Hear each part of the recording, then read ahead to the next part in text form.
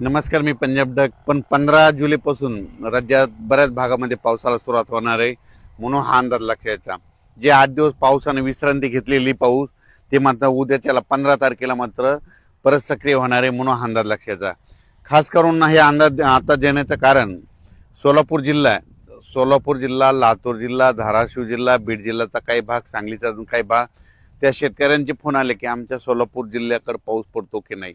तर सोलापूर जिल्ह्यातल्या शेतकऱ्याला सांगू इच्छितो की सोलापूर झालं, सांगली झालं, त्याच्यानंतर लातूर, बीड, धाराशिव, नांदेड ह्या पट्ट्यामध्ये मात्र 15 तारखेला बऱ्याच भागामध्ये पाऊस सुरू होणार आहे.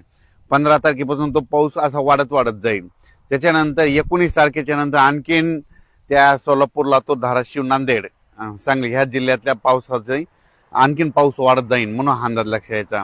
पण यात्रा परतल्याच्या नंतर म्हणजे पंढरपूरची यात्रा झाल्याच्या नंतर 27 जुलैपासून मात्र सोलापूर जिल्ह्याकडे तिकडे मात्र जोराचा पाऊस राहणार आहे, म्हणून हा अंदाज त्यांनी लक्षात घ्यायचा. म्हणजे 27 ते 5 ऑगस्टच्या दरम्यान मग तिकडे चांगला पावसाचा जोर राहणार आहे, म्हणून हे देखील सोलापूरकर, लातूरकर, बीड, नांदेड, धाराशिव या शेतकऱ्यांनी अंदाज लक्षात घ्यायचा.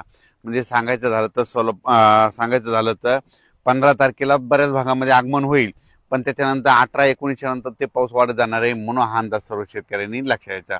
पण राज्यात मात्र आता 15 तारखेला 15 जुलैपासून राज्यात बऱ्याच भागामध्ये पावसाला सुरुवात होणार आहे.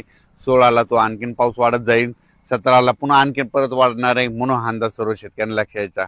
त्याच्यानंतर विदर्भात मात्र पूर्व विदर्भ आणि पश्चिम विदर्भ म्हणजे 6-5-11 जिल्ह्यामध्ये मात्र म्हणजे 15ला पाऊस सुरुवात होणार आहे, पण त्याच्यानंतर 20 तारखेच्या नंतर विदर्भात मध्ये मात्र चांगला जोराचा पाऊस पडणार आहे, म्हणून हा अंदाज लक्षात घ्यायचा. त्याच्यानंतर मुंबई पुणे नाशिक, त्याच्यानंतर इकडं अहिल्यानगर आणि उत्तर महाराष्ट्रात तिकडं देखील काय होणार आहे, 15 तारखेला थोडी पावसाला सुरुवात होणार आहे, म्हणून हा पुणेकरांनी, मुंबईकरांनी अंदाज लक्षात घ्यायचा. त्याच्यानंतर ते पाऊस वाढत वाढत जाईल, नंतर हे देखील लक्षात घ्यायचं. त्याच्यानंतर नंदुरबार जिल्हा एक पावसामधून वंचित आहे. नंदुरबार जिल्ह्यातल्या शेतकऱ्याला सांगू इच्छितो की 15 तारखेला तुमच्या देखील पाऊस सुरू होणार आहे, पण शेवटच्या आठवड्यांमध्ये तुमच्याकडे देखील जोराचा पाऊस पडणार आहे, म्हणून हा अंदाज सर्व शेतकऱ्यांनी लक्षात घ्यायचा.